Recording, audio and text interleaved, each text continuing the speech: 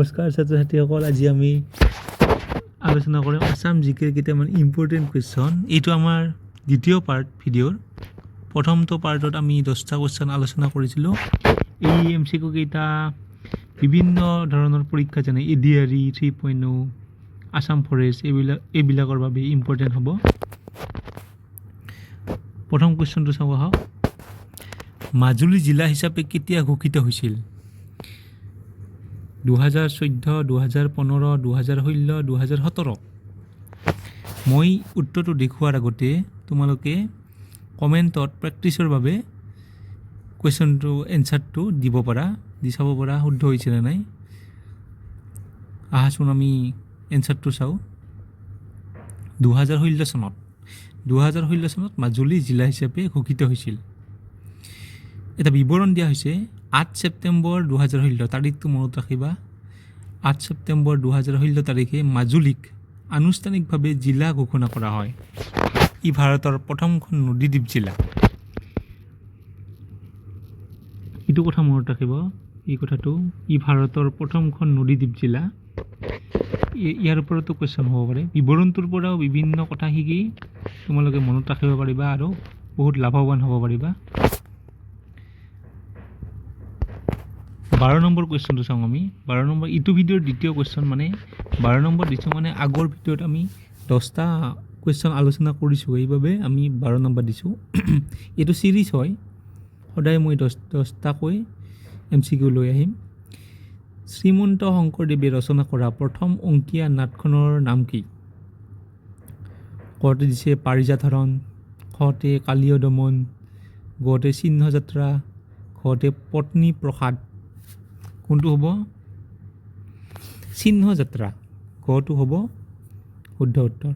চিহ্নযাত্ৰা হ'ল শ্ৰীমন্ত শংকৰদেৱে ৰচনা কৰা প্ৰথম অংকীয়া নাট চিহ্নযাত্ৰা। বিৱৰণ এটা দিছোঁ। চিহ্নযাত্ৰা শংকৰদেৱৰ প্ৰথম নাট্য পৰিৱেশন আছিল, যি অসমীয়া নাট্য সাহিত্যৰ আধাৰশিলা স্বৰূপ। এই চিহ্নযাত্ৰাখন অসমীয়া নাট্য সাহিত্যৰ আধাৰশিলা স্বৰূপ বুলি এইটো কথা মনত ৰাখিবা, ইম্পৰ্টেণ্ট হ'ব পাৰে। 13 নম্বৰ কুৱেশ্যন। অসমীয়া ভাষাৰ মৌলিক বিচাৰ গ্ৰন্থখন কোনে লিখিছিল? বহুত important question. Hemchandra Barua, Debananda Bharali, Banikanta Kakati, doctor Biranchi Kumar Barua. এনচাৰটো হ'ব খ, দেৱানন্দ ভৰালী। দেৱানন্দ ভৰালীয়ে অসমীয়া ভাষাৰ মৌলিক বিচাৰ এই গ্ৰন্থখন লিখিছিল। বিৱৰণটোত চাওঁ। 1912 চনত প্ৰকাশিত এই গ্ৰন্থখন অসমীয়া ভাষাৰ ব্যুৎপত্তি আৰু মৌলিক গঠনৰ ওপৰত লিখা এক গুৰুত্বপূৰ্ণ গ্ৰন্থ। চনটো মনত ৰাখিবা। এইটো 1912 চনত। অসমীয়া ভাষাৰ মৌলিক বিচাৰ গ্ৰন্থখন কোন চনত লিখা হৈছিল, এইটো ইম্পৰ্টেণ্ট হ'ব পাৰে। শৰাইঘাটৰ যুদ্ধ কাৰ মাজত হৈছিল? ক, আহোম আৰু মোগলৰ মাজত, কোচ আৰু আহোমৰ মাজত, আহোম আৰু মানসকলৰ মাজত, ব্ৰিটিছ আৰু আহোমৰ মাজত। কাৰ মাজত হৈছিল? আহোম আৰু মোগলৰ মাজত। বিৱৰণটো চাওঁ। কেতিয়া হৈছিল? 1671 চনত। এই চনটো মনত ৰাখিবা। শৰাইঘাটৰ যুদ্ধ চনটো বহুতবাৰ পৰীক্ষাত অহা দেখা গৈছে। 1671 চনত লাচিত বৰফুকনৰ নেতৃত্বত, এই কাৰ নেতৃত্বত হৈছিল এইটো কথাটো ইম্পৰ্টেণ্ট। লাচিত বৰফুকনৰ নেতৃত্বত আহোম সেনাই মোগল সেনাক শৰাইঘাটৰ নৌযুদ্ধত পৰাস্ত কৰিছিল। অসমৰ আটাইতকৈ ডাঙৰ জলাশয় বা বিলখনৰ নাম কি? দীপৰ বিল, চান্দুবি বিল, সোণ বিল, পানীদিহিং বিল। সোণ বিল। উত্তৰটো হ'ব সোণ বিল। অসমৰ আটাইতকৈ ডাঙৰ জলাশয় বা বিল সোণ বিল। কৰিমগঞ্জ জিলাত অৱস্থিত সোণ বিল অসমৰ লগতে উত্তৰ পূব ভাৰতৰ আটাইতকৈ ডাঙৰ আৰ্দ্ৰভূমি। ক'ত আছে এইটো কথা মনত ৰাখিব। সোণ বিল ক'ত আছে? কৰিমগঞ্জ জিলাত। এইটো কথা মনত ৰাখিবা। হস্তিবিদাৰ্ণ পুথিখন কাৰ ৰাজত্বকালত লিখা হৈছিল?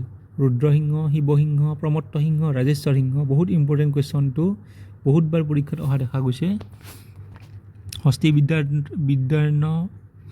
হস্তিবিদাৰ্ণ পুথিখন কাৰ ৰাজত্ব কালত দেখা হৈছিল? শিৱসিংহ।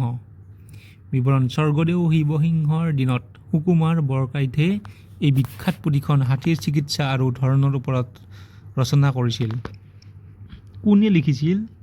এইটো প্ৰশ্নটোত আছে কাৰ ৰাজত্ব কালত লিখা হৈছিল।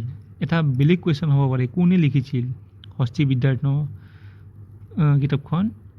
সুকুমাৰ বৰকাইতে। এইটো কথা মনত ৰাখিবা।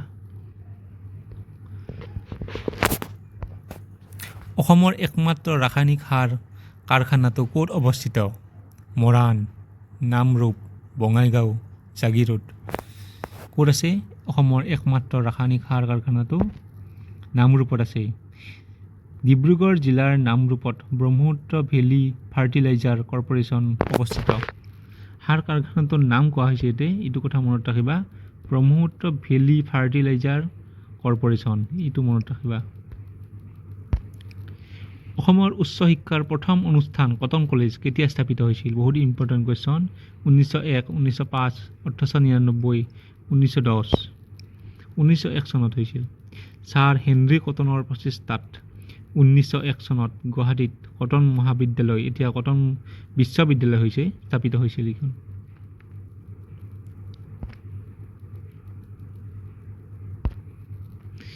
অসমীয়া চুটি গল্পৰ জনক বুলি কাক কোৱা হয়? লক্ষ্মীনাথ বেজবৰুৱা, ৰজনীকান্ত বৰদলৈ, চন্দ্ৰকুমাৰ আগৰৱালা, হেমচন্দ্ৰ গোস্বামী। কোনে কোৱা হয় অসমৰ চুটি গল্পৰ জনক বুলি? লক্ষ্মীনাথ বেজবৰুৱাক কোৱা হয়। বেজবৰুৱাদেৱৰ জৰিয়তে অসমীয়াৰ আধুনিক চুটি গল্পৰ ধাৰা আৰম্ভ হৈছিল। এইটো বহুত এটা ইম্পৰ্টেণ্ট কুৱেশ্যন।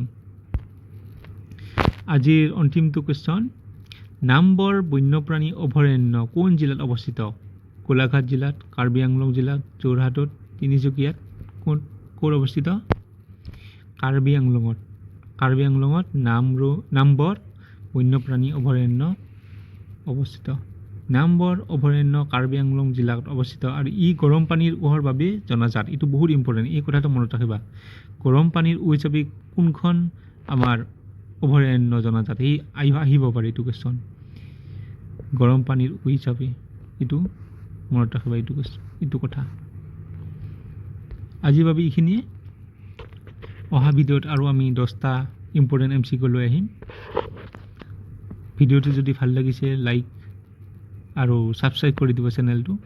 ধন্যবাদ।